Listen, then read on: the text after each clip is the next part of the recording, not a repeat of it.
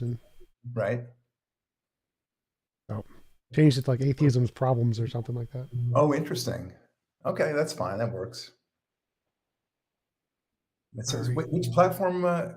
Facebook didn't like it, or what platform didn't like that? I don't know because I stream to a bunch of different platforms, and so using Streamlabs, I just clicked the go live button, and then it sent me an error. It said one of the title contains banned words or something like that, and so it didn't tell me which one. It just said one of them it doesn't like, and so it could be TikTok, Yeah. Oh, I Twitter, see. Twitch, Periscope, Facebook, YouTube, one of those. Well, we've gotten into a very sensitive culture, haven't we? Yeah. Uh, but it's all about the algorithm. You gotta use the magic words and the magic thumbnails to get all the views. Yeah. It's an art. It's really an art, and I don't know that I've mastered the social media art. I have some people helping me, but it's a challenge. For sure. Like I struggle with it all the time, like trying to figure out what to make the algorithm work. Like especially with these short things that they just started Mhm. doing on YouTube. Like Yeah. they started promoting it, and you get like paid extra money if you start doing shorts. They give you extra bonuses or whatever. But one of mine got like mini viraled, got shown on their shorts feed, got like 5,000 views an hour for a few hours. But half of them Wow. got disliked because they were all on the Christian. It showed to the Christian channels, which was hilarious. Oh, that's funny. Yeah, I find that most of my commentary, the comments that, especially when it comes to the book and otherwise, is mostly from atheists who are very caustic about it. I know I was. So, but it's interesting. Every once in a while, like every 1 out of 4 are, pro um, pro God and like the arguments or otherwise. But a lot of it's just ad hominem attacks, and I expect that. But I love hearing flaws in my arguments, or at least what they perceive to be flaws, and that's great. I mean, that's the way we learn, right? Debate is a fantastic format. So, Yeah, absolutely. That's why I do it too. I enjoy there's the quote from the Fundamentals of Chess, 1883. The only way to get smarter is by playing a smarter opponent. yes, yes. I say that about tennis because I like to play tennis. Yeah. I say it about chess because I love chess. Oh yeah, we should totally play sometime. Well, Oh, that'd be great. What are That'd be you great. rated? I'm rated about 1900 to 2000. Oh, I'm not rated. I mean, Oh, I haven't sought to get rated either, but I'm good. You know, among the people I play, I would say I beat 8 out of 10 of them. So, but nice. I don't have time to devote that kind of attention. But I do it with my kids, and my kids are really good at chess now, and it's fun. And I don't know if you have kids, Tom. No, I do not. I am Yeah. still a bachelor for the time being. All right, well, maybe one day. Yep. But it's a. I will ask you though. At some point, why, as an atheist, you might have kids at all. I had an interesting conversation, and it's a chapter in my book. Um, this is my second book about why have kids. I mean, I just don't understand it. My brother's an atheist. He had 2 kids, and I asked him, "Why did you have kids?" And he said, uh, "To pass on my values," but more like a question. I don't think he thought about it. So it's daunting. I mean, having a kid is not just expensive, which goes without saying, but it is challenging. And talk about a risk and reward analysis. It's it's daunting. So maybe I'll ask you about that when we're on the show. Sure. So yeah, we can jump right in. It looks like we are live. The More chat of a is question. working and Okay, everything, so we are great. ready to go. Barak, thanks for coming on, and we appreciate you taking the time to have a conversation with me. Would you mind telling us a little bit about yourself and your channel before we get started? Oh, sure. I appreciate that. Well, my name is Barak Lurie. I have a channel, The Barak Lurie Show. We do talk about the aspects of God that are very helpful for society, but even more importantly, that atheism is a destructive force, and to be careful about it. while I think so many atheists like yourself, Tom, are very thoughtful about it, they want a better world and such like that. The problem with atheism, this is the theme of our show, is that it doesn't take into account the necessities of civilization and the realities of civilization. So that's the main focus of the YouTube channel. For my background, I've was an atheist myself until about 22. Um, I had set about, I went to Stanford and I did a thesis there for a humanities honors project. And I had noticed that Voltaire and Dostoevsky had both said the same thing, which is that if there were no God, it would be necessary to invent him. So I went about understanding why that was so, and why that line of more people had been killed in the name of God than anything else.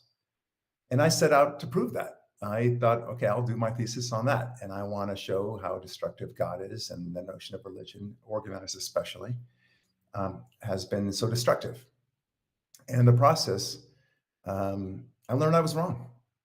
And I completely flipped on the thesis and ultimately realized that it is the lack of religion that has caused far more damage than the presence of religion.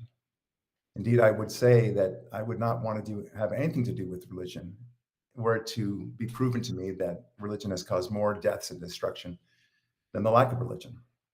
So that's where I came out. Now, I came out from that moment where I discovered that I actually believed in God. Free will was the main reason why I came to God.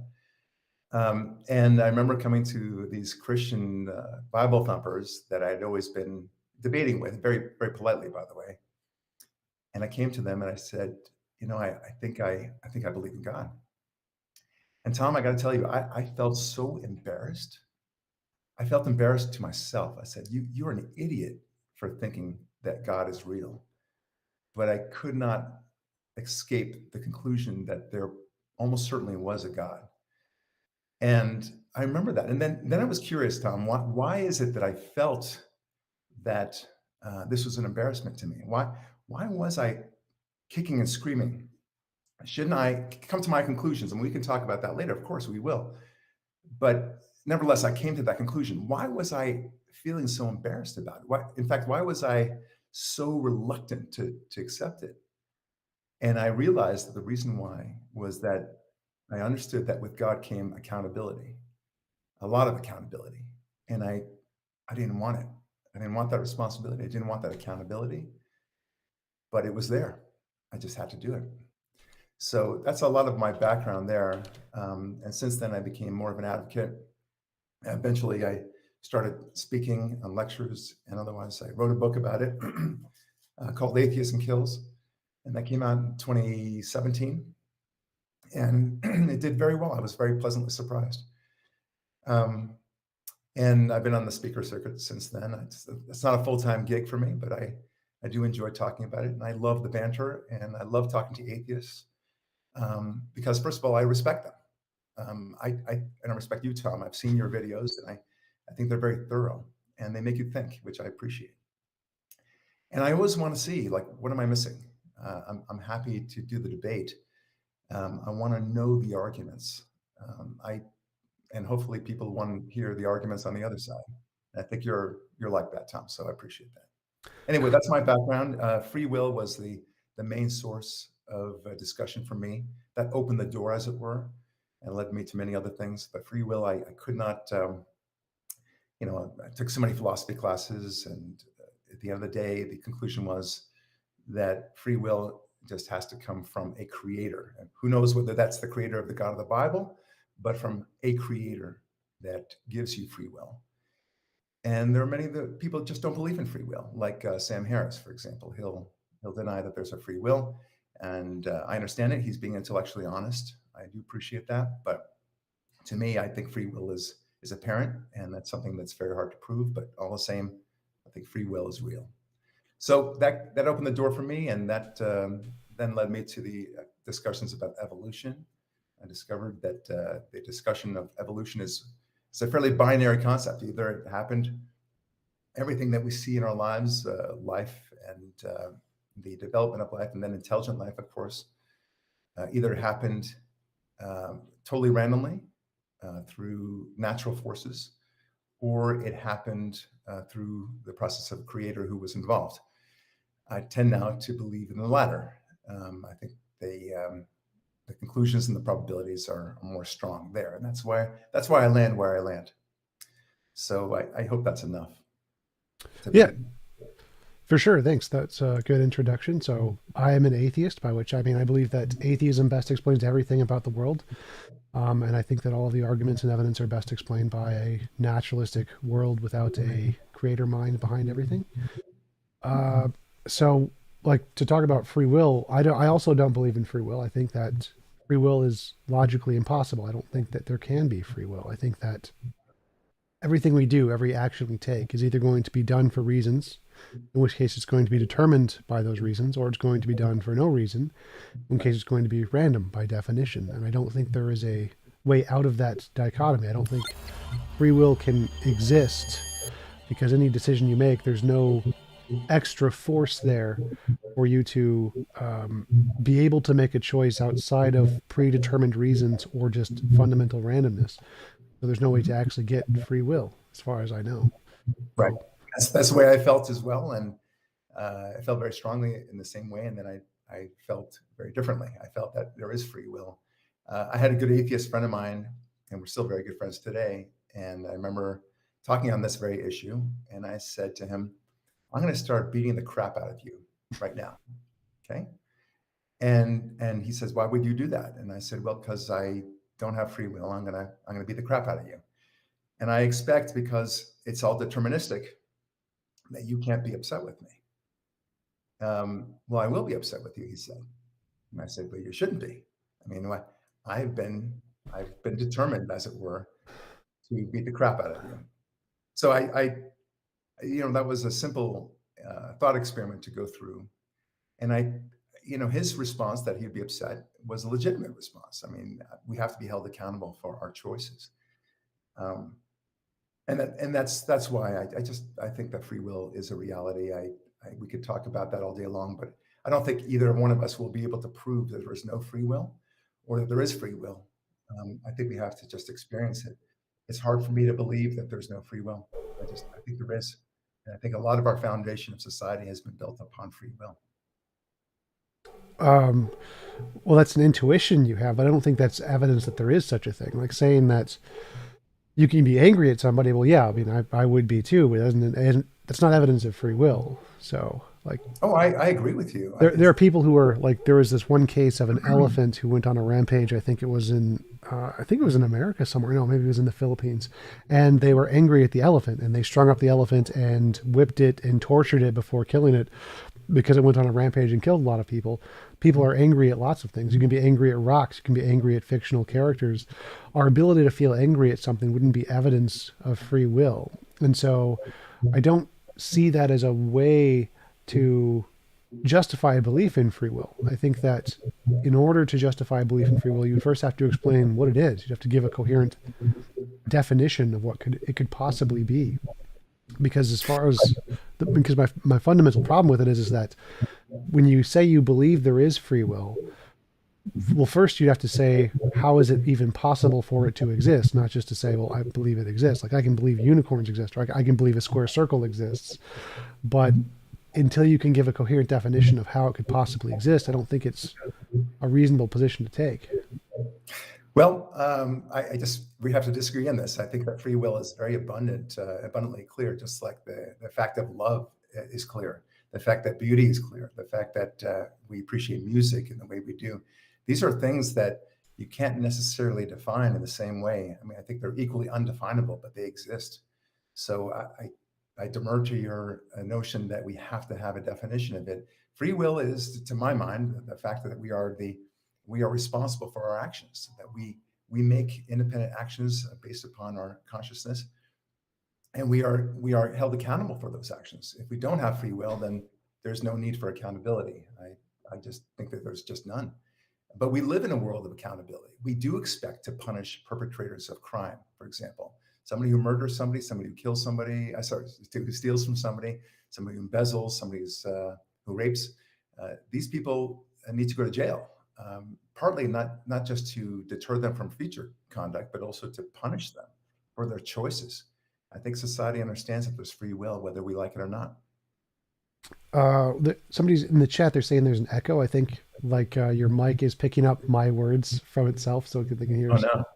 a slight Okay. echo. Do you happen to have headphones or anything like this, or could you just turn the volume down a little bit on your Yeah, end? sure. Let me see if I can do that.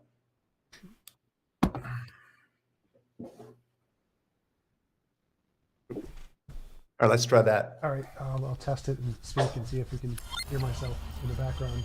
I'll just say Okay, well, now I can't hear you too well, so I'm going to get a little louder here. All right, let's try that. All right, testing, 1, 2, 3, 4, testing, 1, 2, 3, 4. Can you still hear me? Yeah. All right, I don't hear an echo on my end, so I think that solved it as long as you can hear on your end. Right, I'll just get a little closer then. All right. So yeah, I mean, I think there are coherent definitions for things like love and beauty. Like beauty is our feeling that certain things are more aesthetically pleasing to others, and love is a emotion that we feel an attachment to other human beings. So I definitely think those are coherent things we can define. Mm-hmm. But I think I definitely see a difference there between that and free will. Like I agree people should go to prison if they've committed crimes, but I obviously don't think why I don't get it. A preventative. I mean, other than to make sure that they don't do to other people, why would you send them to prison if they're not accountable? Yeah, they don't have the free will for what they've done. Yeah, it's preventative. So we put them in prison to prevent them from harming other people. It's like Sam Harris uses this great example of a guy who had a brain tumor, and the brain tumor made him have like pedophilic desires. And as soon as they removed the brain tumor, they were gone. He wasn't a pedophile anymore. And then the brain tumor came back, and he got the desires again. They removed the brain tumor, was gone. There was no reason to put him in prison. That doesn't erase free will. That doesn't erase free will at all. I mean, look, some people have a predisposition to alcohol. That doesn't mean that they should go ahead and drive drunk, right? I mean, that they have somehow get free pass to drive drunk. We still hold them accountable.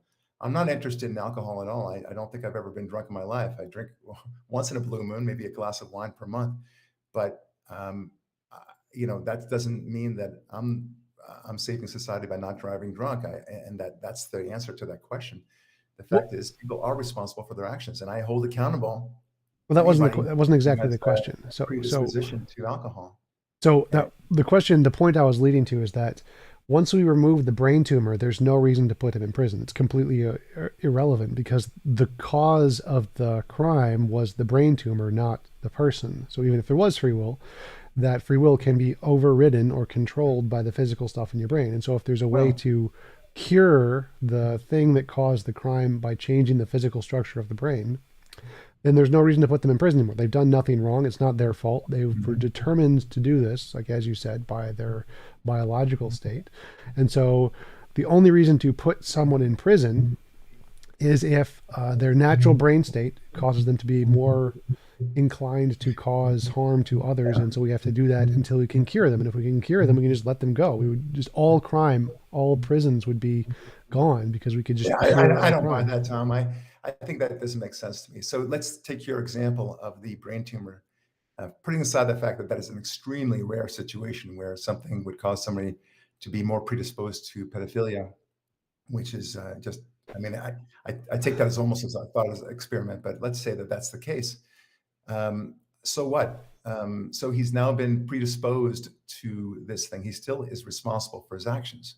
And to say that I can't help it, I must, engage in pedophilia because this brain tumor is more or less telling me to do so. That doesn't mean that he's less accountable. He's still accountable for his actions. There are many times that somebody may have harmed us, may have hurt us, may have done something horrible to our daughters and sons, and we want to beat the crap out of them, if not kill them ourselves. I mean, there are reasons why people may choose to do some horrific crimes and feel justified in doing so. I mean, I can tell you, if somebody ever tried to do anything to my kids, I might very well beat the crap out of them, if not kill them too. But I still am held accountable for my actions, and it is still a matter of choice. So I do everything else within the confines of the law, but there are all sorts of reasons why people do what they do, and we still hold them accountable. Free will is real. Well, Well, I mean, you keep saying that, but if we can show that the reason that they made the choice or didn't make the choice was because a part of their brain was damaged, like Phineas Gage, the famous railroad worker who had Yeah, a yeah, iron spike shot through his head, right, it went through a part of his brain that's controlled impulse control. So he lost the ability to stop himself from making decisions. He would do them. He had no choice. He was unable to make the right, choice to stop. And so, if right. we can show that you don't have a choice, that this is literally just the biology in your brain, then you aren't responsible. And once we can cure that, it seems morally wrong to put you in prison. Like, obviously, this was the fault of something in your brain. If we can cure you of that and you'll no longer do it, then we shouldn't put you in prison because you weren't at I'm all fault. for curing people who have that sort of situation, of course, but I do think you're arguing at the margin here. And the fact that somebody might have had impact upon his ability to make any choices at all, okay, yeah, then I guess you can argue he has no free will if he has no ability to make any choices. But that is truly an argument at the margin. And we're speaking about the 99.99% of people who do have the ability to make choices. And Well, for why do them, you think that's the margin? Because this is all brains. This is how all brains work. I agree that all brains work with the ability to make choices. I mean, if that's what you're saying, then we totally agree. But you're talking about the Phineas character who had a horrific accident that literally pierced through his ability to make choices.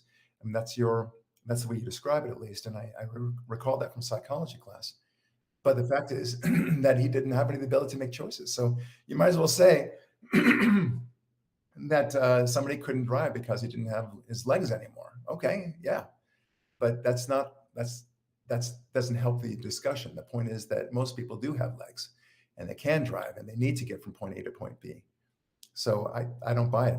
I just don't. I think free will experientially and the way we actually live our lives and what we expect of other people is that they are responsible for their actions. And because of that, I accept the notion of free will. And I think it's quite real. Well, the reason I brought up those cases was because the consensus in neurology and every cognitive science is that Mhm. your actions are determined by the physical structure of your brain, all brains, every brain, everywhere, all choices. And so, obviously, some people have desires and they don't act upon those desires because that part of their brain works just fine and they can override those desires, which is not Right. choice. It's just a determined feature of their brain. And some people don't. And so they do succumb to those desires because it's a determined feature of their brain, or they're starving to death or something. And so other parts of their brain override those restrictions. And so it seems like every brain is designed in the exact same way physically. And so the limitations of what a person is able to choose or not able to choose is determined by the physical structure of their brain. And so if we could control that and change the physical structure of the brain so they no longer act on those impulses. And we could Right. just cure every prisoner of this so they all have the ability to stop. You, Then there would be no prison anymore. There's no reason to put them in prison because this was not their fault from the free will standpoint. It was just right. a You biological do feature. you understand that first of all that the notion that you can kind of fix this either medically or some sort of altering of the brain one way or the other. This is an argument that was used in eugenics and was highly disfavored ultimately in the 1970s. And you could use that argument. You could say, look, everyone's got this issue. But I'll tell you, Tom, you and I, so sorry about my cough here. You and I have predispositions for this or that. Some people might have a predisposition toward alcohol, toward gambling, toward sex, toward drugs, toward work, toward laziness, toward whatever. And we are expected to fight ourselves. I mean, it's one of the greatest battles that we have. I mean, we say in the Bible that the biggest fight you have is with yourself. And that is truly your greatest battle. So it's nice to be able to think that we can look into the brain and just kind of tweak this or that, and everything will be great. And it's just a question of science eventually solving this problem. But I don't know that I buy that. It's just not experiential for me. It's just you might as well tell me that you're wearing a purple sweatshirt right now. It could be. I don't think you are. My experience and my understanding of color is that you are wearing a grayish type sweatshirt, and I demur to your notion that there is no free will. I think we are responsible for our actions. We do expect other people to be responsible for our actions, and our civilization, in many ways, is built upon the notion of accountability and being responsible for our actions. The notion of good and evil. There is no good and evil if there's no free will. I mean, I'm sure you would agree with that. No. You don't agree with that? Yeah, I believe I'm a moral realist. Most philosophers are moral realists, which means there are true moral statements. Okay, so wait a minute. If there's no free will, then why would you hold anybody? Why would you call somebody good or bad, for that matter? I don't get that. Because it's a description of how their interactions with others, regardless of whether or not they have free will. Like free will is irrelevant. Like you don't need it. Why would you need it? A description of being good. That's a relative term. What is good then? Well, right. So good. Bad, right? I mean, we can. It's not. I'm not even going to say that we're playing that game. I'm just saying you would be unable, philosophically or realistically or logically, to define something as good or bad if there's no free will. If people are not accountable for their actions and they're simply acting because of the neurons in their brain and the structure of their brain, then there truly is no good or bad. Well, no, like I'm actually surprised, Tom, that you said that there's such a thing. Yeah, as good and bad. pretty much every philosopher would say you're wrong on that one. Just like I think goodness is any, like immorality is an involuntary imposition of will, and morality would be a voluntary assistance of will kind of a thing. I don't think nowhere in there do you need free will. Like most philosophers say you don't need free will. Like Platonic objects, you don't need free will. Law of nature, you don't need free will. None of them you need law of free nature, will. you're right. There's no free will in the law of nature. I totally agree with that. I totally agree with you that if you believe in pure random evolution, there's no free will there either. But there is no good and evil there either. Well, no, again, that's wrong. If you just disagreeing with the entire field of philosophy. So every philosopher. No, I'm not. I don't think you're right about this, Tom. So it's the Phil Survey's paper. Phil Survey's paper, the largest poll of philosophers. You can go to it and look at moral realism. The vast majority, or not the vast majority, the majority of philosophers are moral realists, and like 70% are atheists. 70% of philosophers are atheists, and like 60 are moral realists. I think this is the problem with atheism in that regard, because to the extent, and that was the magic phrase that you just used, to say that 70% of these moral philosophers are atheists, I think they're struggling with how to reconcile, on the one hand, not having any God in their lives or rejecting the notion of a creator, and at the same time want to portray themselves as wanting morality. I don't understand that. Morality is something that is given through in my mind, one God, one creator. The notion of morality has to come from that. It's not from logic. Logic, you can play that game where I can make any decision seem moral. I can. So it's not impressive to me that 70% of these atheist philosophers, or that these philosophers you're talking about, are atheists. It means nothing to me. Well, I think it just means they're trying to fit a square peg in a round hole. Well, I think the key phrase there is that you don't understand it. Like I can understand that you don't understand it, and from your perspective, it doesn't make sense. But from the perspective of the experts who have been trained in the field and who are experts in the field of ethics and morality, it makes perfect sense, because your definition of morality is just wrong. That would be. Why are you referring to all these other philosophers? Why don't you speak for yourself? I want to understand it. You simply third-partying it to a bunch of philosophers who say X. I don't think you're right about that. And the fact that an atheist philosopher is going to talk about morality, that doesn't mean anything to me, because I do not think, I've never heard an atheist philosopher be able to fit that square peg in a round hole. There is no morality if there is no God. There are preferences, yes. There are things that you'd rather not happen. You'd rather not be killed. You'd rather not be stolen from. You'd rather not be raped. I get that. But morality, the notion that there is one true sense of what is right and wrong, that's not consistent with atheism. Well, you say that again, but this is the reason I'm bringing up the other philosophers, is because there's actual data that shows that most philosophers, most professionals in the field who have spent years studying this say that's wrong. And we can prove that the vast majority of philosophers say that's wrong. And the reason they say that's wrong is because our understanding of morality is demonstrably different from what you just said. So like the model of morality you presented, the divine command theory, where God says so, therefore it's moral, is one of the worst models of morality. It fails compared to all of the others by a vast margin. So it's like when we're comparing models of morality, what we're looking for is a description of the most moral world, essentially the best world that could possibly exist. And when you base morality in a god, it becomes arbitrary. It's only good because God said so. If God changed his mind, would it still be good? Yes. And so now there is no such thing as a moral action. There's no such thing as this action is the moral action. It's this action is just what God happens to say at this point in time, and he may change his mind in the future. So morality becomes arbitrary. Okay, so Tom, there's a lot to unpack there, but Sure. I'll start off from that notion that God would change his mind. God hasn't changed his mind in terms of that. So I'm not even, I don't want to get into biblical stuff because I think there's a very big distinction, which I'd like to Sorry, explore. sorry to interrupt. The point Yeah, there wasn't that God did change his mind. The point here is that the God truth could change maker, the truth maker of what makes something moral is God's decision. If it's the case that the truth maker that makes something moral is God's decision, then if he were to change his mind, we're not saying he did. It doesn't make a difference if he does to the argument. If he changed his mind, then what morality would be would also change because it's determined by his state of mind. So it doesn't Okay, matter so if he yeah, actually changes his mind. The point here is that morality is subjective because it's contingent on a mind. For it to be it's a objective, distinction, to my mind, it's a distinction without significance, Tom, because on the one hand, for example, I mean, I can point to you, it's a kind of easy to, during the Nazi regime, what they decided about killing Jews and other, alleged undesirables was that they want to get rid of them. It was logical. It was moral. They believed it was moral, and I'm putting that in air quotes. In many parts of the world, even today, but especially in the past, it was acceptable to rape little boys and to have them as concubines. yeah, That that would was be part of their subjective, society. And right? Because hold just a second.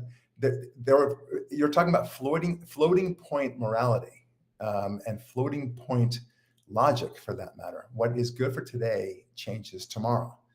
And I go through this. I call it the logic game in my book, Atheism Kills, because there are many easy ways to logic your way out of what is moral and claim that to be moral instead. So the question is to you, back, you're talking about how what's good for today is it could change tomorrow because God can change his mind, could change his mind, to use your phrase. You could say the same thing about anything in society, about how people change their decisions based upon the circumstances of the time. yeah, I agree. Those are both subjective moralities. So those neither of those would count as subjective morality. Slavery is a good example. That was very logical in the minds of a lot of slaveholders back in the early Yeah, days of America, yeah. and of course before then, through the entire history of the world. And here we are. It's different, right? But slavery is always wrong in the eyes of God, always. So, I mean, I agree with you. I think that simply being able to change your mind in a social setting makes a morality subjective. So it would not be an objective morality. It would be a subjective morality for the same reason a God-based morality would be a subjective morality. Anything that's based off of a mind or opinions would be subjective morality. And so philosophers say that moral realists say that morality is something outside of people. There's no opinions. No opinion can change it. God's opinion can't change it. My opinion can't change it. It's something outside of all people. That's what makes it objective. Right. So I mean, I agree with you. I don't think morality is determined by society. I don't think that any logical arguments change morality in any way. I think morality is an objective thing in nature that exists independent of humans and God and minds. So Well, I mean, you talk about in nature, and I appreciate what you're saying, Tom. But I mean, going back to nature, using your very word, nature has a very different set of morality, doesn't it? I mean, if you no. can kill or be killed in nature, and that's okay. The lion who kills the master lion, or the alpha lion, as it were, is not going to be jailed for doing so. On the contrary, he's going to be lauded and he's going to be respected as the new alpha lion, right? Same thing with stealing food in the natural world. What does that Evil. have to do with morality? Like, it What's that? seems like you're saying that anything that occurs in nature is nature's morality, and that is not the case. No, I didn't say that. I Well, said yeah, that there's it seems like so. You're bringing okay. up examples in nature that are immoral. I count these as immoral actions, and you're saying that this is nature's morality, which no, the fact No, that no. I guess I misspoke. If that's the case, because I certainly didn't intend that. I don't think there is morality in nature. I think you were right the first time when you said that there is no good or evil in nature, or at least one of us said it. I don't think there's good or evil in nature. I don't think there's morality in nature, along the animal kingdom at least. You don't expect a tree to be responsible for falling on another tree and so on. We do have a completely different set of rules. Forgive me. Completely different set of rules when it comes to the way humans interact with each other. It's totally different than the animal kingdom. We don't expect people to rape. We don't expect people to steal. We don't expect people to lie, for that matter, and to murder. There are a lot of things that and then beyond that natural state, we also have all sorts of other regulatory requirements and insider trading issues and so forth, right? That they're beyond the natural law.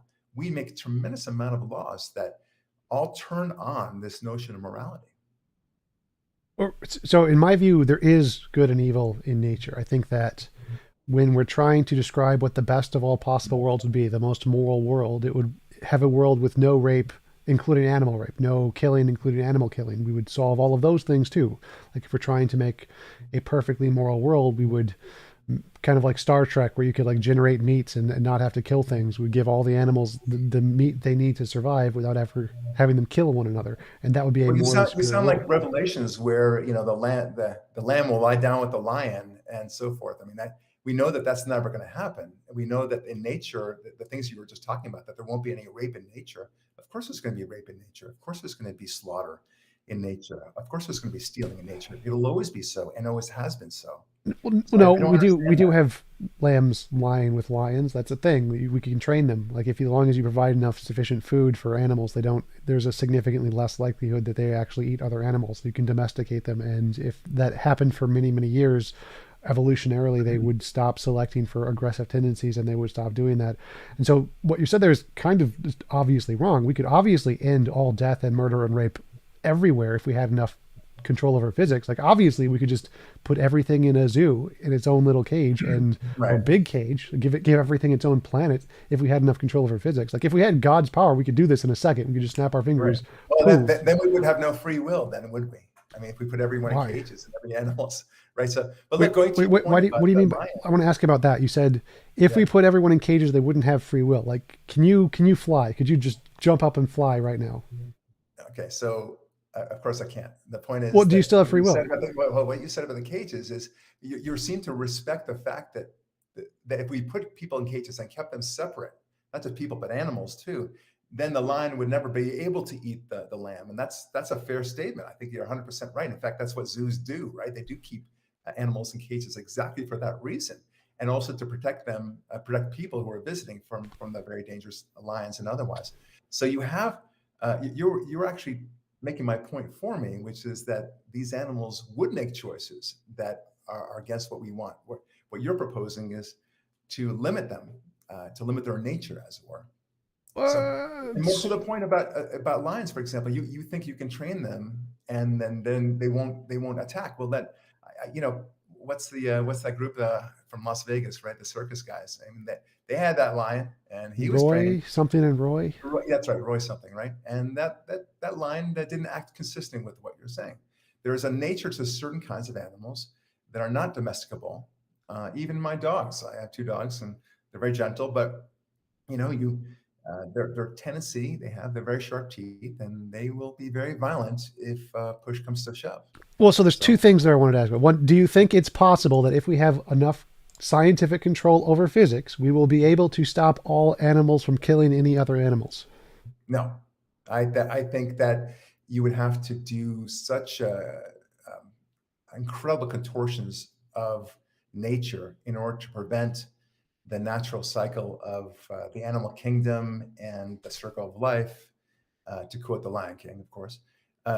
That's what you would have to do. I mean, it's just you would have to have cages throughout the entire world. I don't think that you could possibly do that. Not realistic. You don't you don't think that if we had enough control over physics, like could colonize multiple planets, could build things like Star Trek, we could also do this. Like it's logically possible we could do this, right? Uh, Logically possible. Yeah. I suppose. Look, as we say in law, anything is possible, right? I mean, it's possible that what's her name, Nicole Simpson, and that waiter that she was with, that they accidentally fell on the knives and had their heads sliced off. But not likely, but it's possible, right? So you're Sure. talking, you're proposing a proposition that, maybe you're getting to a certain point. I don't understand it, but nevertheless, you're proposing a proposition that we could control the physical world in such a way that, with different planets and everything and colonizing them. Okay, anything's possible. Well, this doesn't seem to be like something that's implausible. This seems like necessarily, if technology continues to increase in the way it's increasing, like in 1,000 years, we will have necessarily the ability to do this. Like, obviously. I think that's a question of your faith in technology and science. It's interesting what people think science will do in the future and what it actually does ultimately are very different things. I've noticed that. You've noticed that. So I don't know. I just don't see a world where 100 years from now, 1,000 years from now, 10,000 years from now, we'll have that ability to control in such a way that will alter the very nature of nature, whether in the animal kingdom or in humankind. I don't see it.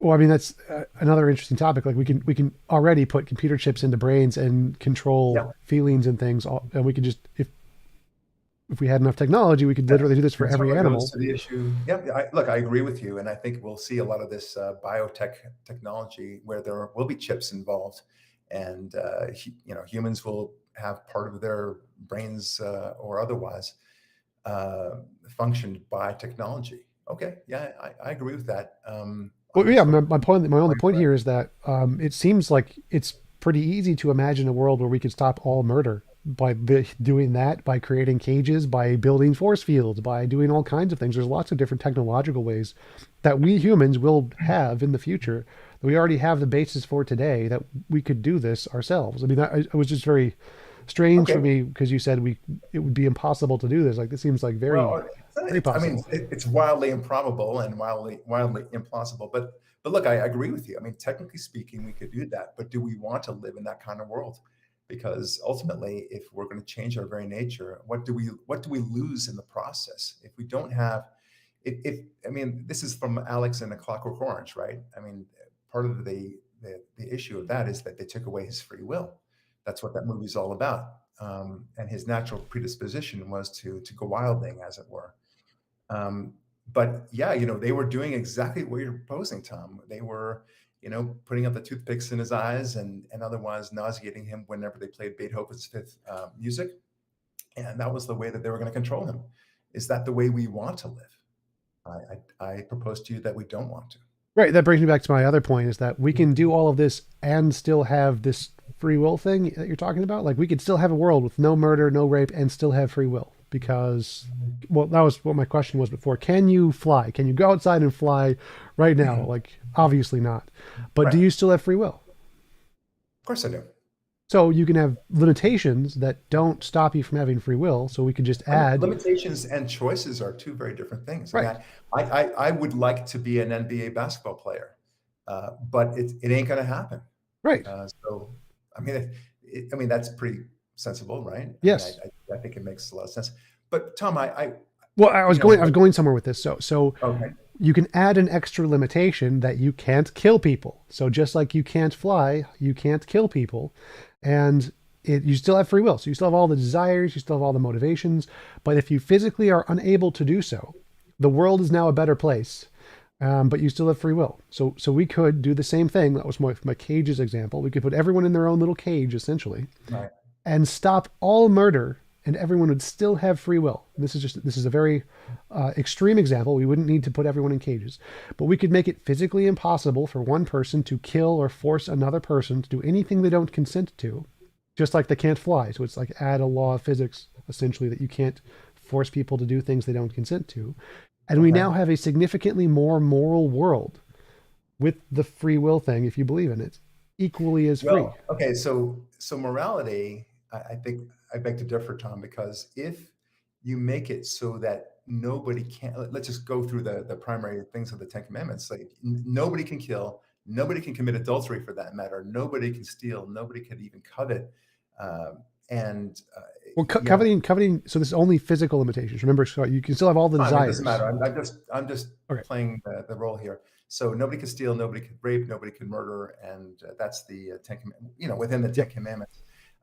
Okay, well then they're not really observing the Ten Commandments one way or the other. It's not a Sure. free will situation. It's just like Alex and the Clockwork Orange. I think that you're taking away his free will. Now, you don't believe in free will. I do. And I think that we are necessarily responsible for our actions. But wait, So wait, let wait. me, You said you can't fly, but you still have free will. So if they can't yes. murder, they would still have free will in the same way, right? You would still have free will in this argument. If you take away his ability to commit murder, his ability to steal, his ability to rape, okay, we'll use all those things, okay? Yep. Then yes, I suppose he has free will with respect to other things, like he has free will to not yell, free will to not swear, free will to not covet, free will to not commit adultery, I suppose. But he'd have different free will in different areas.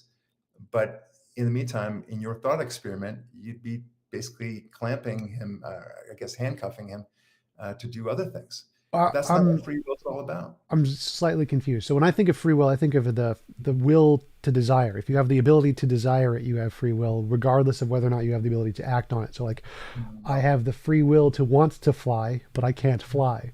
no, So I that's that.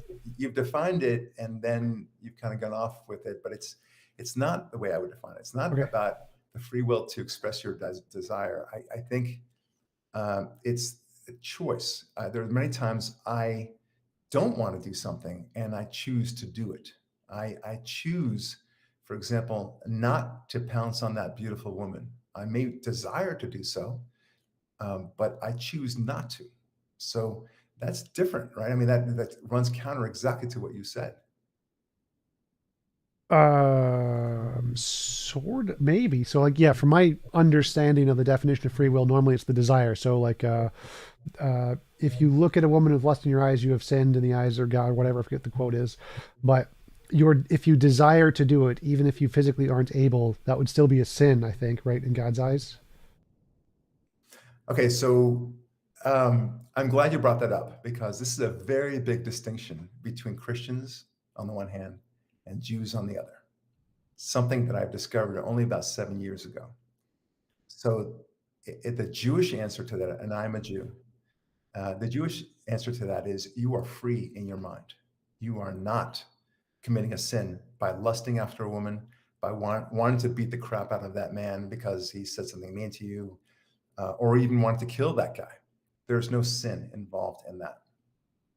In the Christian mindset, the answer is yes, you are sinning by thinking of it. And depending on which branch of Christianity you're talking about, it is as sinful as the actual act itself. I never understood that, Tom, myself.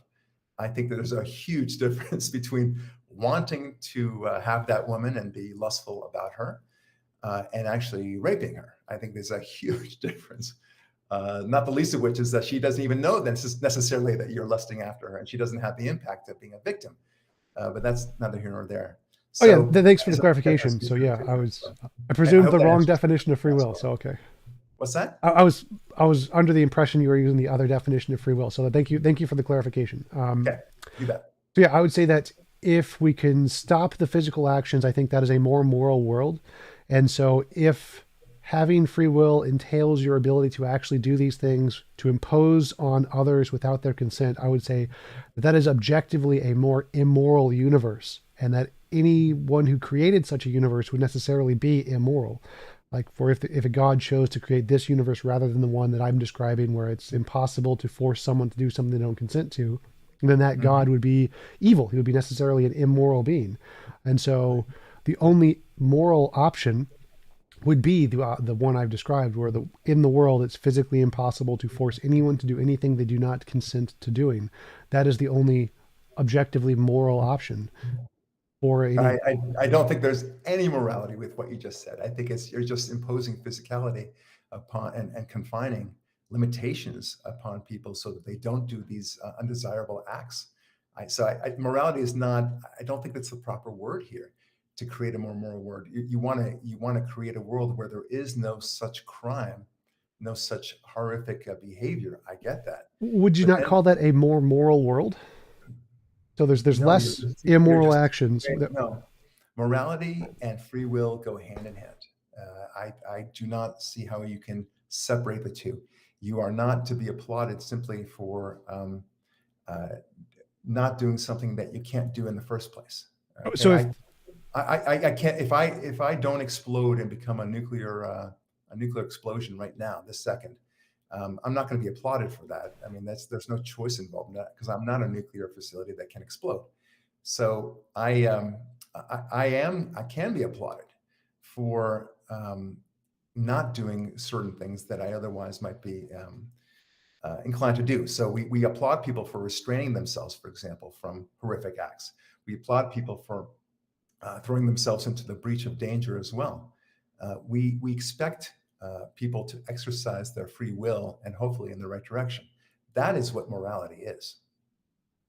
so if we have one universe like the one we live in with lots of murder and rape and all that stuff, and then one universe with everything else without all of the murder and rape stuff, so it has less immoral actions, do you think it would be inaccurate to call it more moral if it has less immoral actions?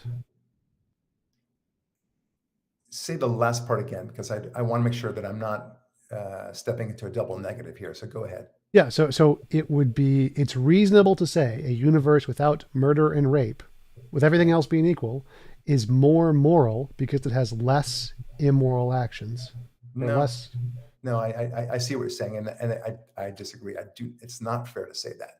A more moral world is one that understands what it can do and yet restrains itself in the process.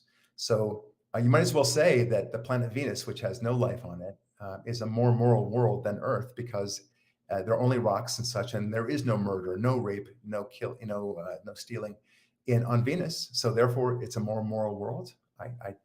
No, I think you're wrong. Well, I More said, moral is based upon just a second, if I yeah, could. More moral is based upon what people can do and their ability to achieve great things and such, and how they restrain themselves. That's a moral world, but it's a non sequitur to say to live in another universe. I say don't even go there. Just go to a different planet like Jupiter or Venus or Mars, where there is no life and there is no theft, rape, or stealing. So well, that's why I said all else being equal. So it means you can't go. It has to have everything else Earth has without just this one thing. So without murder, without rape, those are the only things you can change. And so this is where I think that the fundamental different disagreement between the philosophical definition of morality and the theist definition of morality that you're using is that it seems the philosophical definition of morality more corresponds to what most people mean by morality because we're talking about making the world a better place, whereas you seem to be talking about something completely different. You just seem to be talking about the ability for people to choose to make the world a worse place. And so there seems to be like if we and yet choose compare the better path.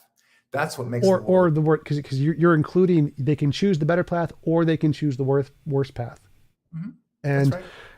when we compare these two worlds, like the world I've described, where you can do everything you in this world except force other people to do things they don't consent to, and a world that you're giving the option to, where you can choose to make it worse or choose to make it better, Mhm. the vast majority of people would say, "Oh, this world where you can't force people to do things they don't consent to is a better world." Now, by better, what they usually mean is more moral. It's a more moral world than the other world. And so this is why I think that the philosophical definition tends to lean in the direction of the non-theistic definition, because by morality, what we want is a better world, not just more people having the option to harm others or not. That doesn't Right. seem to be, that I, doesn't I, I seem to get I be, get what you're saying. I get what you're saying, and I appreciate that. I really do, Tom. But I think what you may not realize is that the atheist approach to morality, I think they co-opted or usurped the word morality for its own and created a whole new definition for it. I don't think it's moral. I don't think that there's morality in atheism intellectually. well, There could you should be explain that no. more? What do you mean by, Yeah. Okay. Hang on. There should be no morality in atheism. As I mentioned before in the beginning of this project, this program, I was an atheist. I was a very deep atheist. I was the Dostoevsky type atheist. I was the Voltairean atheist. And I wanted to see what does atheism lead to? And to me, what matters, and because you're talking about morality, what would be a better world? I think we have plenty of history to show us atheism in play. And atheism in play is not a very pretty picture. So I don't, we're fantasizing about these worlds that don't exist, these universes that don't exist, and we have to be dealing with the facts as we've inherited them. Just like in a court case, I'm a lawyer, as I told you, I litigate. We don't invent new facts and say, well, what if this would happen? What if there was, what if O.J. Simpson, had a time transporter machine and was able to go to Florida at the time and then come back, and that's the reason why he wasn't there? Well, no, the facts don't suggest that. So you're talking about very highfalutin ideas of morality that I think have been usurped by the atheist cause. I don't think there is such a thing in atheism intellectually. I think from an intellectually honest point of view, you cannot meaningfully argue that there is morality in atheism. In atheism, there only is what is. There is only what the planet has provided, and that's it. There is no reason for us to be good. There's no reason for us to improve our lives. There's no reason for us to seek a better future 1,000 years from now. I don't see it. Before this program, I asked you whether you had any kids, and God willing, you will have kids one day. I think they're a great joy. But putting you aside for a second, I've asked atheists before who have had children. I said, why do you have children? Why did you have this child? And more often than not, I would say 3 out of 5 times, sometimes they get confused. They ask, I don't know. They answer, I don't know. I just thought it was something I should do. And that to me is a very powerful statement, because they very often don't know why they have kids. They have a very little sense of the future. Look, when I was an atheist, and I know many of our atheist viewers here feel that we are but dirt, and then we will go back to being dirt. And I think that's an intellectually honest answer. There should be no future. There should be no need for civilization. There should be. Why do you care about what happens to the planet 100 years from now, 1,000 years from now? What do you care about where your past has been? That is a concern that I have regarding atheism. The theistic view, at least the Judeo-Christian view, as I hold, is one where we feel an obligation to the past and also an obligation to the future. And we say in Hebrew, biyad biyad, which means from hand to hand, generation to generation. There's this connection to the future that I don't see in atheism. And I don't see morality as part of that connection for the future. There is no morality in atheism. And no one has ever shown to me, other than the want that they not be killed because they don't want to kill anybody else, because they don't want to be killed themselves. That's not a good argument for me. Well, okay, so I think that the problem that you're describing is that you just don't understand it. So atheists, no, it's not that I don't understand it. I understand it very well. Well, it's clearly not. So in the way atheists ground morality is the same way you do. You think morality is grounded in the nature of a God. Atheists think morality is grounded in the nature of the universe. So we have unequal grounds of morality, meaning, purpose, values. All of those are objective. Why would the universe care? The universe doesn't, you don't need care. Value can be there if it doesn't have a mind. You don't need a mind there for it to care. It doesn't. Who gives that value? It's not given by a person. I'll use that phrase. I don't understand why you put that as a value. You said the word value. Yes. Value itself is undefinable sometimes, but why would you even have that value? What's the law of nature? Why not just live like the animals? Why can't we just be like the lions and the tigers and the bears and the ostriches and just live those lives? Why are we so different as humans? Why do we have these values, as you say? They have values too. Each value that we have is shared with animals. Their brains have values too. The values that animals have is to eat, to not be eaten, and to mate. That's it. That's demonstrably false. So we've proven in evolution and biology that animals have the same emotional values: love, compassion, caring, trust, don't steal, fairness, equality. They have the same values as we do, just to a lesser degree.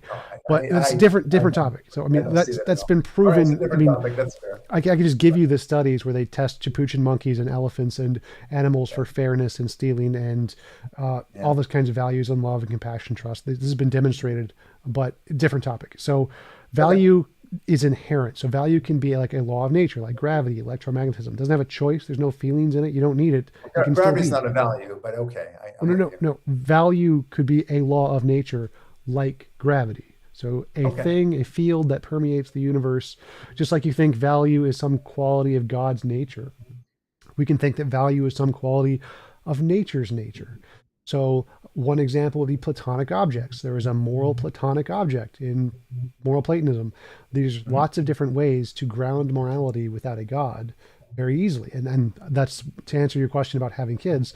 I think there is objective meaning, value, purpose, morality with no God. And most philosophers do.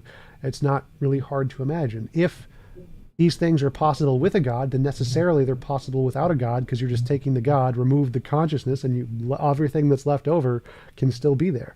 So just like you think that there's this God thing, just imagine the God thing with all of its properties, remove the one consciousness property, and you get everything else. It's not terribly hard to get morality out of that. But there were a few things you mentioned I wanted to touch upon. You said atheists are hijacking morality, something along those lines. Certainly, Morality yeah. morality predates all religions. Religions are actually hijacking morality from our animalistic evolutionary instincts.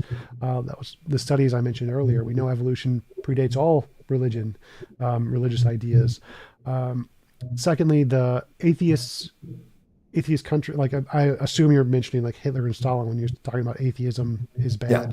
bad. Well, if we compare that to today's atheists, most atheistic countries today are the least criminal groups, the least violent groups, the most Like North Korea, like no, China. no, like Sweden, Norway, Denmark, Iceland, They're Japan. not atheist They countries. are. They're They're, not. they're we Not. look at the They have, they have polls. they have fewer and fewer people who believe that is correct, just like in America. But Yes.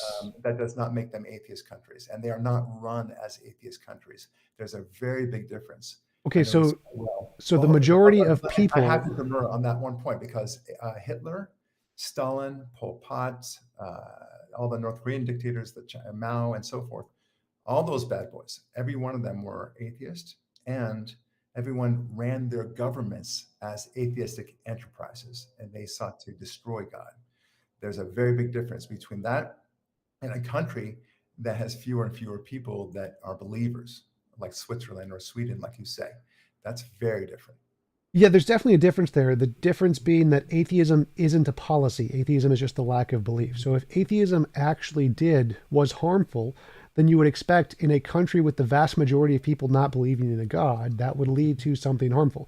The governments, all of those governments you mentioned are secular governments. They're not run with any religious ideals involved at all. They just don't care about those. The majority of the people are atheists. They don't believe in a God. They don't like it doesn't matter whether or not they're trying to force God out in the dictatorship sense. Saying that those dictators are representative of atheism is like saying the Crusades is representative of Christianity. Or Yeah. so Yeah. so So comparing one sec, let me finish. So yeah. it's Go ahead. comparing some atheist dictators and saying that that's representative of atheism is poisoning the well. So we know that's a fallacious argument because we can compare if it was true that the atheist as an ideology or whatever was harmful, then you would expect countries with majority atheists today to have the same problems, which is we see the opposite. We see them to be the least violent, the Yeah. least harmful. And so by your No, own you're wrong like that. The one facts do sec, not bear that one out. sec. Let me finish. Yeah. So All right. by your own standards of comparing harm and destruction, if we look at the most harmful countries throughout time, they've always been religious countries, African religious Christian countries, Chinese countries in the past, Islamic countries. Most harm in the world has been done by religious countries, obviously not at the same as Right. Well, fast now over a we're short coming time to the period. thesis that I actually was intending to write.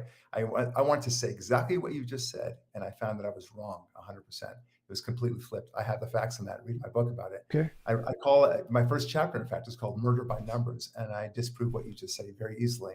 The next point that you said is Well, about go back. I See, said, you just proved that very easily. So, can you? What is the number of deaths caused by Christian countries or religious countries through all time compared to atheist countries through all time? Which one's okay, higher? so if you were to do through all time, you Yeah. have approximately 8 million of Christian countries that you could, very generously, very liberally argue that was on account of Christianity itself. And that's stretching it, by the way. It's really, even the Crusades, for example, they didn't kill along the way, and most of it was a defensive war, if anything. They didn't kill along the way in the name of Christianity, and it certainly was not the Pope or the Catholic Church telling them to go kill in the name of Jesus or otherwise. So, and I say this as a Jew, for whose people were killed by some crusaders as they went along on the road to Jerusalem. That's one thing. And then you have the religious wars, of course, in between. You have the Inquisition, but even the Inquisition was not sanctioned by the church. There were some people and leaders who decided to go willy-nilly about that. By contrast, you compare that to what the socialists and what the Nazis did in the 20th century alone, and you're looking at upwards of 80 million people, and probably 200 million people if you add all the satellite countries as well. So, I asked about all religions. The rape and the other brutalities. Remember, I asked about all religions, not just Christianity. If you add up all religions, you actually get a much different number. Most starvation, most death, most rape, all religious countries. Most of time was mostly religious countries. So most death, most rape. If you add up the total of all religious countries versus all non-religious countries, the religious ones overwhelm the number of deaths. You're making the same mistake that you're accusing me of, which is that that you said that I was conflating an atheist dictator with atheism itself, and you're conflating these countries that have a religious background to say that therefore every death that occurred under the rule was on account of their religion. It's just a falsity. Well, secondly, I assume like when I want to clarify one second. So when we're referring to Stalin and including the deaths in Stalin, you'd include like the starvation and things caused by him too, correct? Yes. So I'm including the same statistics in religious countries that cause starvation for similar reasons. Like I'm not literally every death. Okay, give me an example of a religious country that engaged in that kind of massive starvation, as happened in the Ukraine by Stalin. The Islamic world, when they outlawed math and trading. I said a Christian country. What? A Christian country. Well, I said Islamic. All religion. I'm including all religious countries. I'm not okay. This you might like this what I'm about to say, which is that I am not making apologies for the Islamic world. All right, that the God of Islam is very different than the God of the Judeo-Christian world. And I don't pretend to understand the God of Islam. I don't pretend to defend Islam one way or the other. I certainly do not agree with it whatsoever when it comes to the Islamic terrorism or the beheadings and all the horrific stuff that we see even in present day. So I'm sure we're on the same page on that one. But as far as the Judeo-Christian world, there's nothing that beats atheism. The atheism as a policy. Now, you say there is no such thing as a policy for atheism. You are wrong about that. In fact, atheism is no less of to say that atheism is not an ideology, and I have a whole chapter in my upcoming book about this very point. To say that atheism is not an ideology is like saying not wearing seatbelts is not an ideology, or not believing in vaccines, or not believing in raising your children well, or otherwise. They will have negative consequences if you were to believe in this non-belief, so to speak. Okay. Well, that's an interesting point, because if that was the case, then we would expect that the countries with majority of people who believe that would have increased rates of crime, but they don't. But I wanted to mention your point there. No, you're wrong about that. You're wrong about that. Look, you conflate the population on the one hand with the governments. These are very different things. So, for example, many people in Russia were very Christian, but they were taken over by an atheist communist regime, and you couldn't possibly say, well, therefore, Christianity created the horrific gulags and the mass murders that we saw in Ukraine and otherwise. Right, that was socialism, communism. Yeah, but fascism is more or less the same. It's just a slightly different tweak. But that was atheistic as well. No, so those are political ideologies. They have nothing to do with atheism. But atheism was the core. No, you're wrong. Atheism, I know this stuff really well, Tom. Atheism was the core value, to use that word. The core value, the core tenet of fascism in particular, Hitler in particular. He hated Christianity. He called it a feeble mindset. He actually preferred Islam. He wanted to destroy the Ten Commandments. That's why he wanted to go for the Jews first. He wasn't trying to kill the Jews. He was trying to kill the Ten Commandments. He wanted to destroy the notion of God. He Okay, felt it but was that's not a value in sacrilegious. atheism. So that has nothing to do with atheism. That has to do with Hitler. That's Hitler's personal I agree. vendetta. I agree with you. And I want to make this very clear for your atheist viewers because they often conflate what I'm saying. When I say atheism as a concept is destructive, I'm not saying that individual atheists are murderers or killers or rapists. I perceive you to be a good man, Tom. I'm sure you are a good man. But the belief that you hold is one that is not something that you would actually want to implement. How about that? It's in the same way that I've heard a good friend of mine says, he's a communist. Well, okay, fine. You can be a communist, but and you can be a good person. It doesn't mean that what he believes is not destructive. It is very destructive. We keep saying it's destructive. Like when I think about implementing the values of atheism, I think about just basic politics, like just do politics like the American government does politics, separation between Right. church and state. There's no values we're imparting here to anyone. The values are exactly the things that are believed in the majority of mostly non-religious countries. So it seems there's a conflation between what you're saying is the values of atheism are harmful, yet when you look at the atheists who hold these values, they are the least harmful. Then you compare it to like some kind of cherry-picked political ideologies, which are harmful. Like, I'm not a socialist. I don't think socialism or Right. communism or fascism are good ideas. They cause harm in disproportionate amounts in every country, regardless of whether or not you're religious. But trying to conflate that with atheism seems obviously flawed because we know these political ideologies don't work, regardless of whether or not you're religious. And so it has nothing to do with atheism. And I think it has everything to do with atheism. What these political ideologies, fascism, communism, and aggressive socialism, what they did, all of them have in common is the rejection of God. You can forget about it. You don't even have to call it atheism if you don't like it. But Alexander Solzhenitsyn said it very famously. He said, "We have abandoned God. This is why. That is why all this has happened." And he's right. That he was right. no, because most fascist countries are highly religious. I mean, Hitler was very religious. He was a polytheist. No, he wasn't. He's a pantheist at best. He spoke about it in a kind of an elliptical way. He was an atheist, my friend. I'm sorry. Nope, I know this really well. he definitely I wasn't. know. That's like he spent a significant amount of his time. I can show you quote and verse. Okay. And it's all in my book. Okay, as so well. so why was he searching for all the different gods' tools? I mean, I don't mean to joke with you, but you don't. It's obviously not a Raiders of the Lost Ark situation, right? Where he was supposedly looking for God's tools. He wasn't. I mean, that's just a fictional story. No, it's not. He wasn't doing it in reality. No, he wasn't. He really What was. The reason why he was going back to pantheism and even talking about it, generally speaking, he didn't actually want pantheism. What he was doing is he's harking back to it historically for the purpose of saying that we were a better Germany back then, right? That pantheism, during pantheism we were stronger, and when Christianity arrived on the scene, we became weaker. That's what it was. Nothing more, nothing less. He wanted to get rid of Christianity and wanted to get rid of Judaism. He wanted to get rid, more importantly, the Ten Commandments. That's a fact. No, it had nothing to do with the Ten Commandments. It had to do with the Jews. He didn't like the Jews. No, the Jews were the people of the book, and he felt that by killing all the Jews, and he almost succeeded, as you know, he would effectively get rid of the Ten Commandments. That was his crazy mindset. We're talking about a crazy man, right?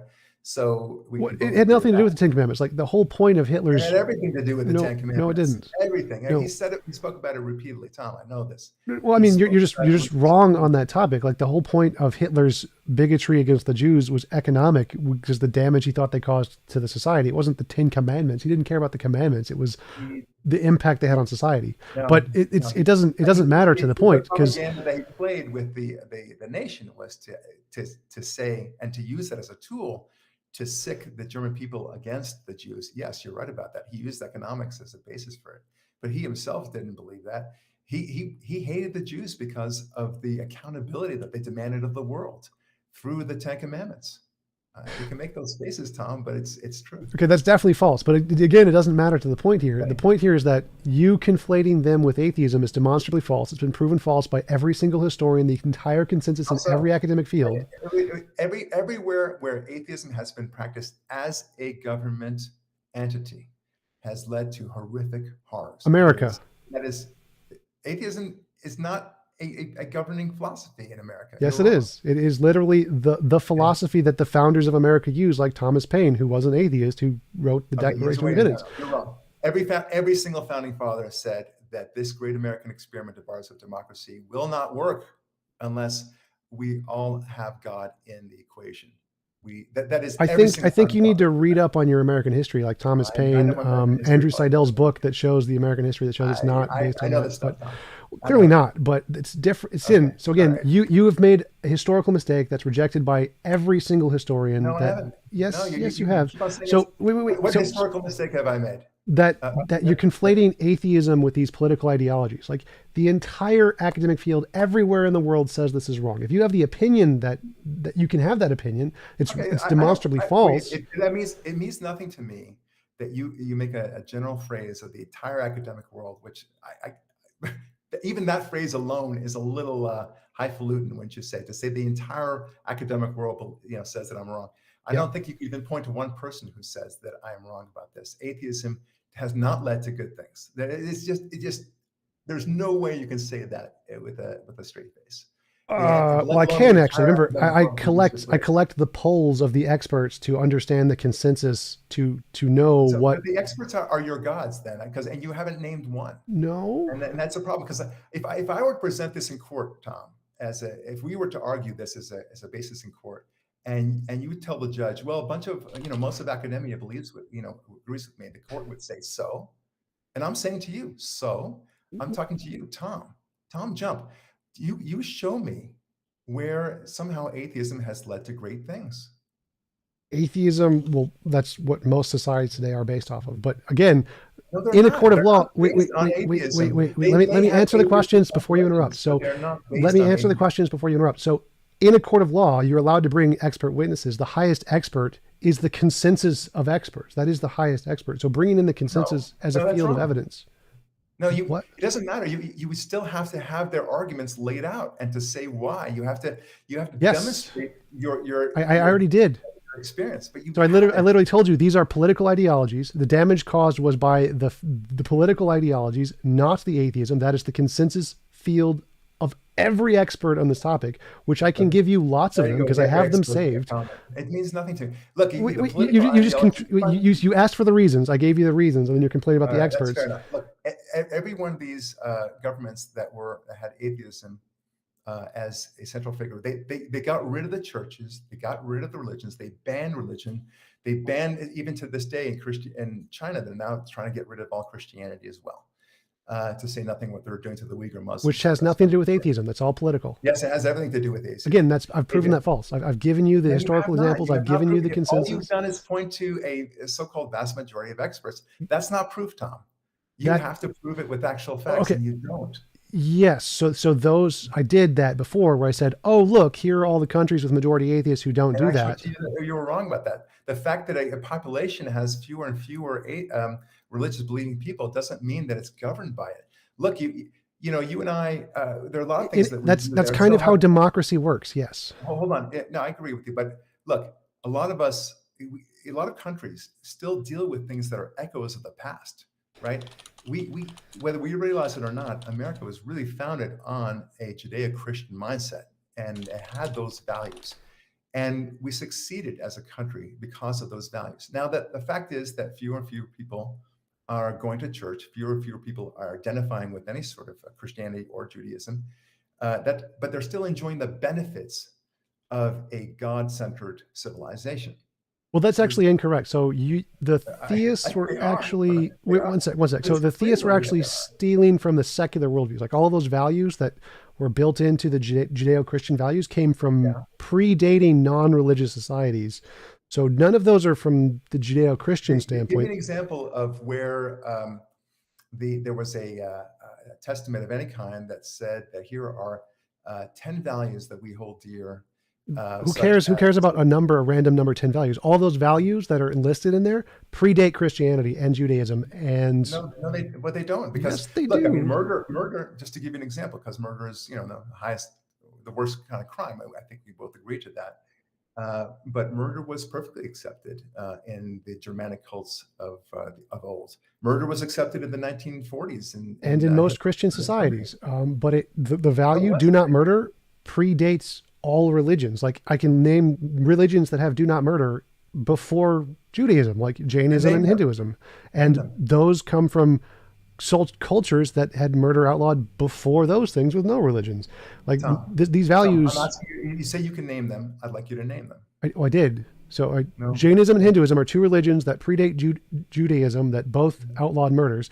And there were many other societies, like Zoroastrianism was the first monotheism, which had these values before Christianity. I don't remember the names of the actual cultures that are not like the locations. The locations had non-religious societies. This was 10 to 50,000 years ago. I don't like, we have the names of the places, but not the names of the actual cultures because it was too long ago. They didn't have religions. They also outlawed murder. This is not a hard thing to understand. It's just, No, what they did is no, murder was very much an accepted order of the day. You're wrong about Zoroastrianism. You're wrong about Hinduism. They don't have these long codes like we had in the Bible, whether Ten Commandments or the Torah or a descriptive story like that, in order that we can learn from them. There is not the same sense of one morality that is to be the northern star for all of us, and only with that can we have a true sense of morality. Now, you may not agree with that. You want to say that we can do fine without it, and every country can have its own set of rules in terms of morality. But we have this sense that murder should always be wrong, and I think you're right. I think that we have the sense that theft should always be wrong. I think you're right, but it's just not the way it was until the Ten Commandments. There was a reason why the Ten Commandments were written in the first place, whether you believe it was done by God or written by man. There was a reason why, because there was a sense that you had to write these things down to have a final rule. If it was always that way, you wouldn't need to write it.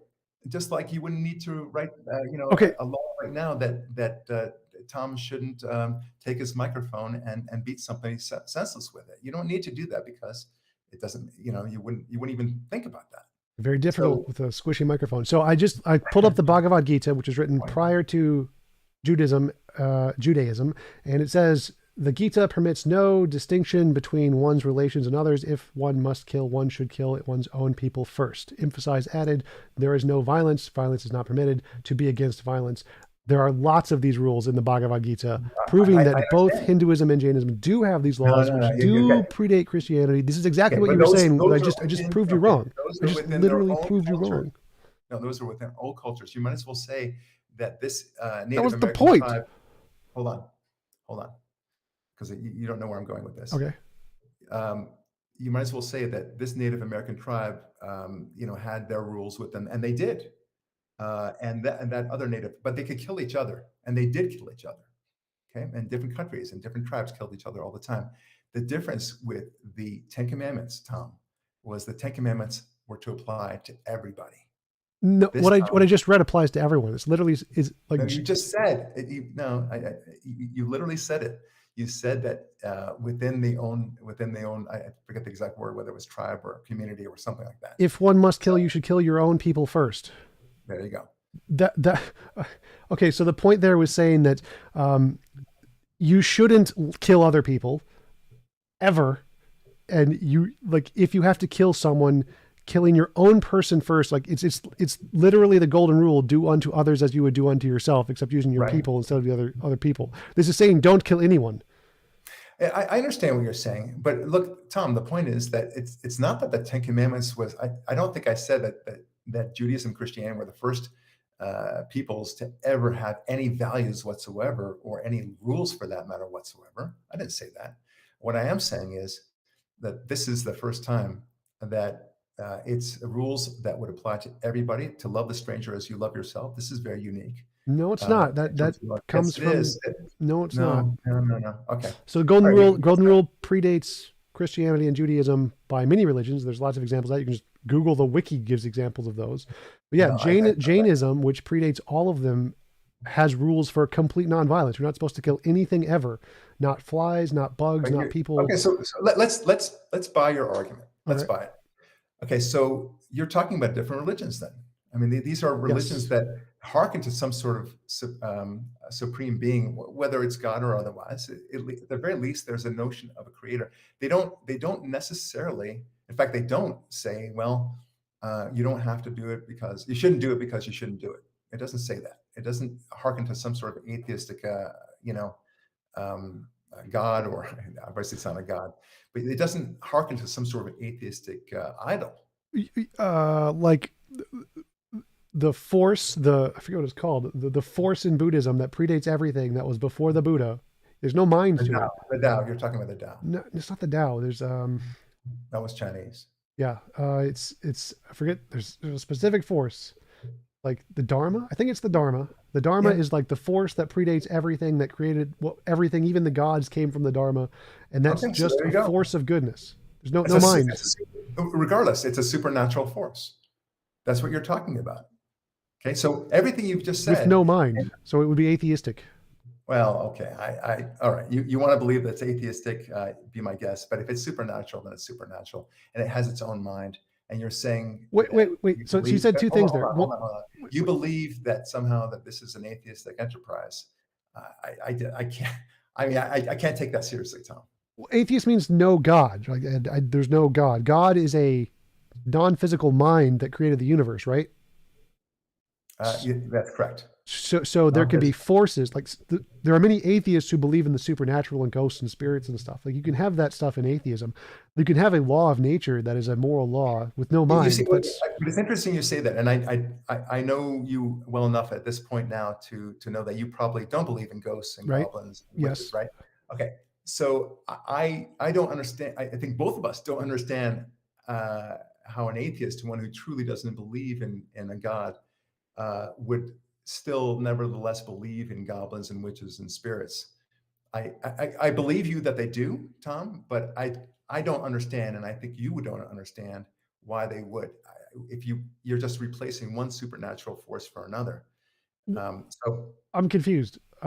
Like atheism just means no God. Like you can still believe in anything else. Like there could be supernatural things without a God just fine. whoa, that's interesting to me because you see, I don't buy that. I think that if you are an atheist and you're a naturalist, as you say that you yourself are, Right. then you should not believe in ghosts and Oh goblins yeah, and absolutely. spirits and otherwise. I think it's that when I was an atheist, it was all hocus pocus to me. I think it was all garbage. I said, and I think as probably you say, that science will one day find these answers to the things that we don't know. It's simply a substitute for those things we don't know, God of the gaps and all that stuff.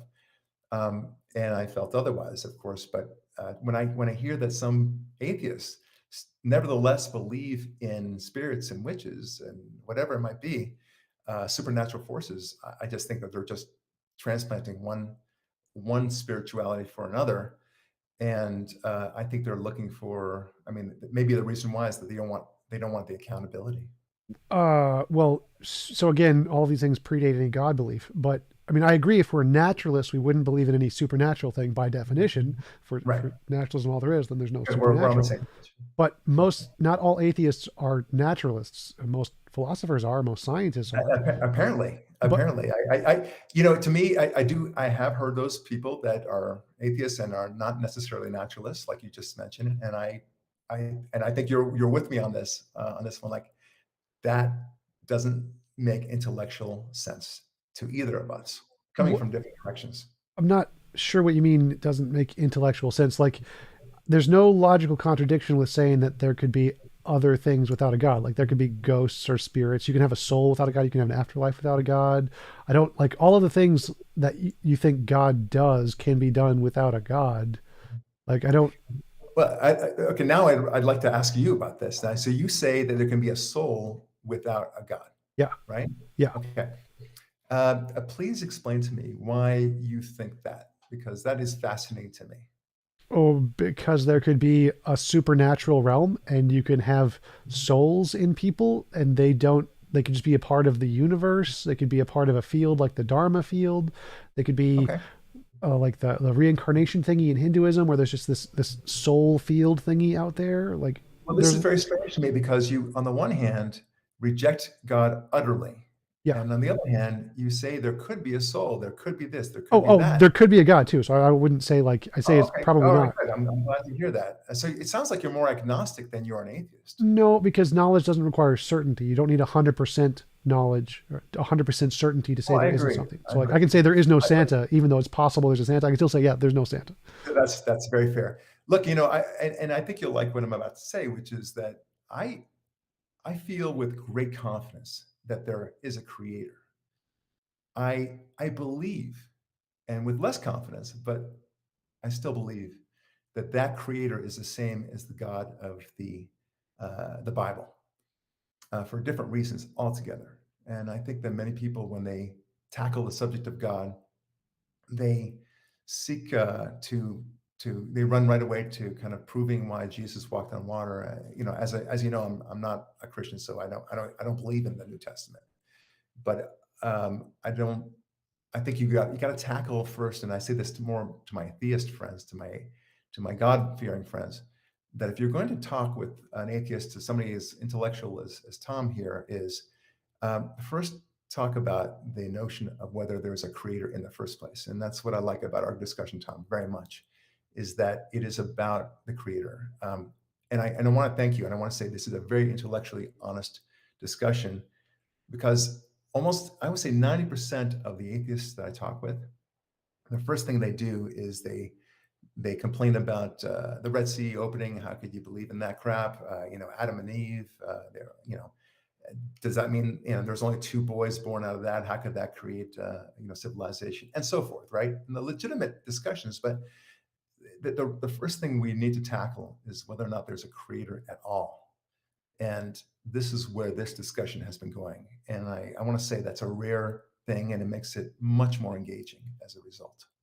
Oh yeah, absolutely. I think that debating over the Bible is kind of I don't enjoy debating over just facts in the Bible because you can interpret it Right. in many different ways. It could be allegorical.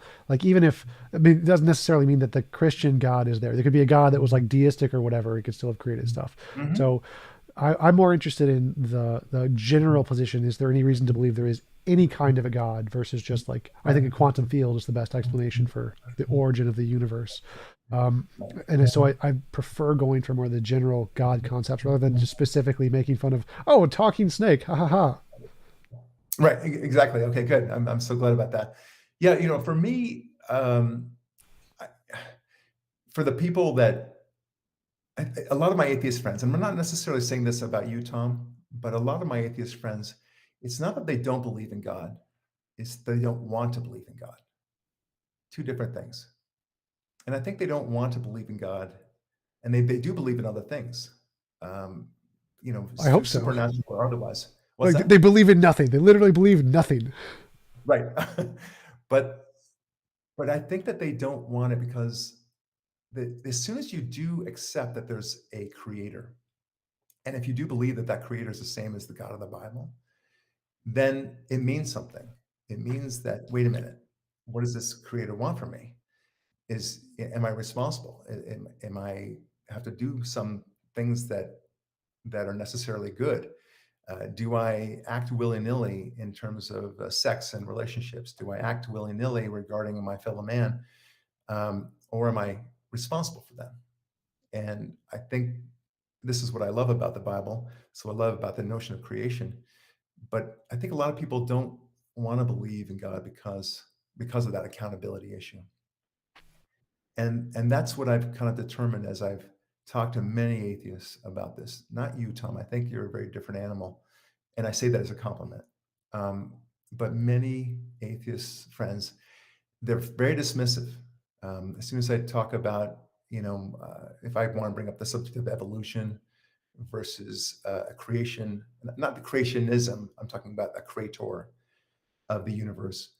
um, they don't want to talk anymore. They'll just stop talking, and I'll try to present to them probabilities. You know about all this stuff, Tom.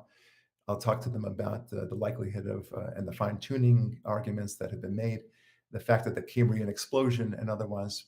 But I can't even get there. Can't even start talking about it as I could with you, because they'll just shoot it down. And when they shoot it down, that means to me that they don't want the possibility of entertaining it. because once they entertain it, it might mean that they have to be accountable in various realms of life.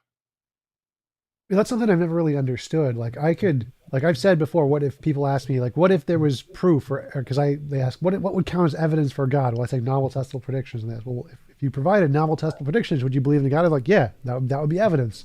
And then Right. would you worship him? Like, no, he mass murdered babies. Of course, I'm not going to worship him. And so, for Right. me, I wouldn't have any problem saying, yeah, God exists, but I'm not obligated to listen to him. Like, he's immoral. He killed a bunch of people.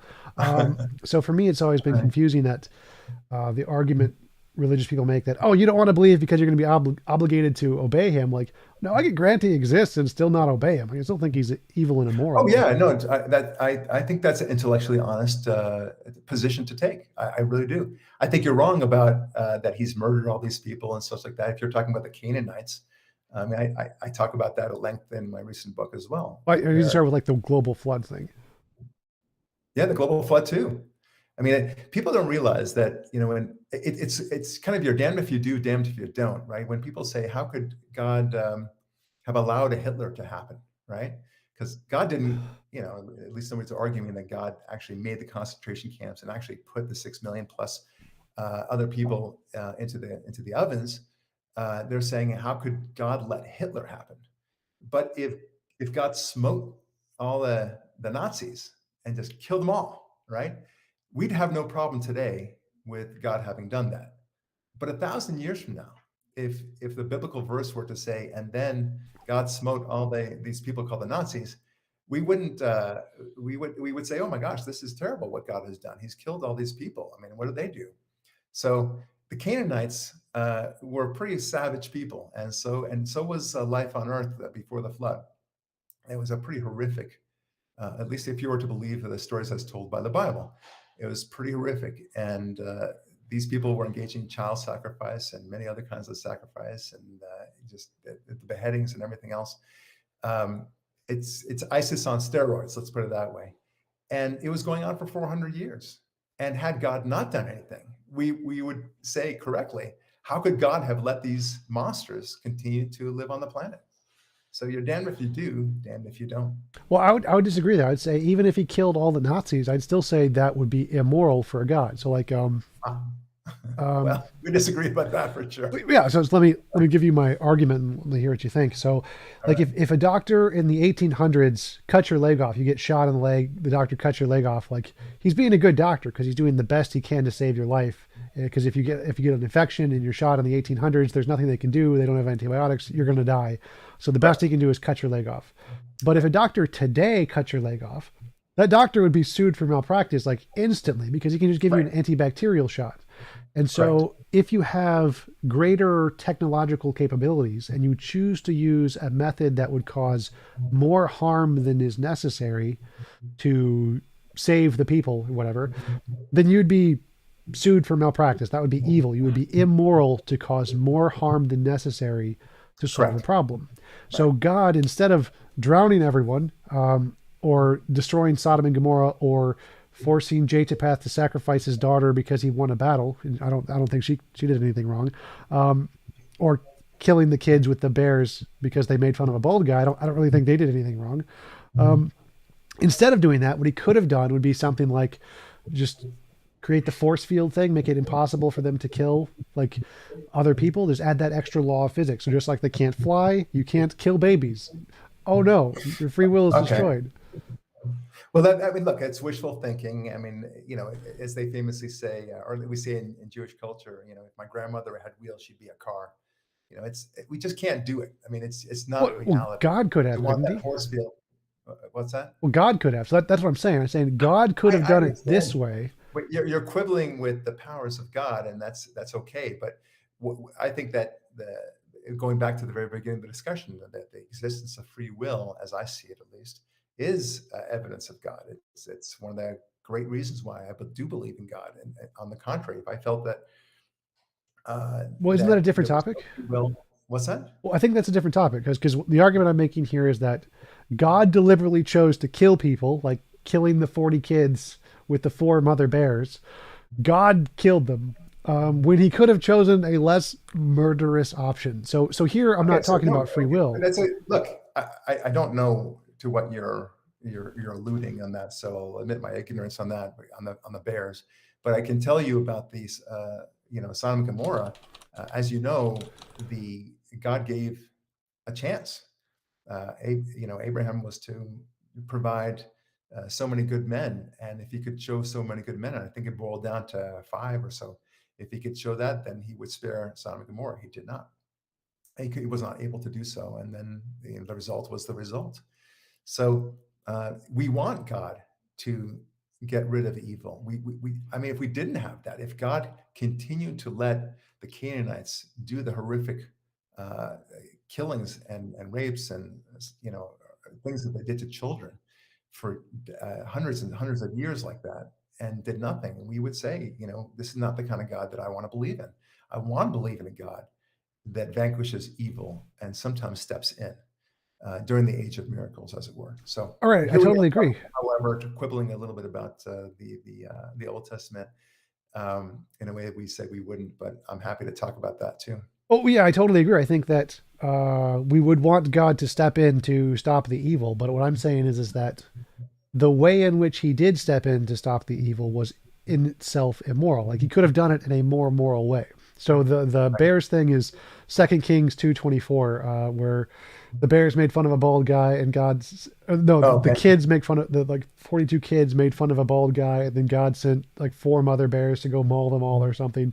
Um, uh, Yeah.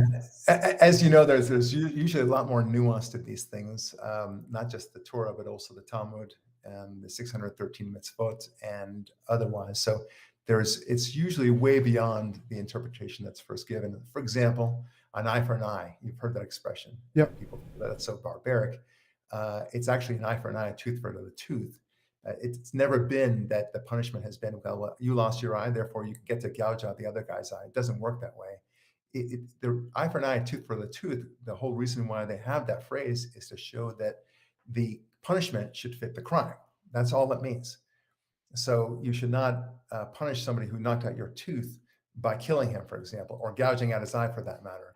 That's what it's about. And it doesn't satisfy you. It doesn't compensate you, by the way, when you gouge somebody else's eye out. What does compensate you is money or some sort of flock, herd or something like that. Look, can I? I'm going to have to go, but I do want to leave with a very fun story and one that I think both of us can resonate to, because I really have enjoyed debating with you, and it's really an honor to be on this show. Sure. Yeah. Thanks. Thanks. I appreciate you coming on. It was a great You conversation so bet. far. So there's and maybe you heard this cute joke, but there's a story of a man he's at a parking area. It's very dark at night, and there's only one lamppost, and uh, and he's looking for something. And another man sees him and he says, "Oh, are you looking for something?" And he says, "Yeah, I'm looking for my car keys. I left it near my car." And the second man says, "Well, wait a minute. I don't see any car here. What's going on? Where's your car?" And he says, "Oh, it's about 2 blocks away." And the second man says, "Well, shouldn't you be looking for your car keys near the car?" And he goes, "Yeah, but this is where the light is."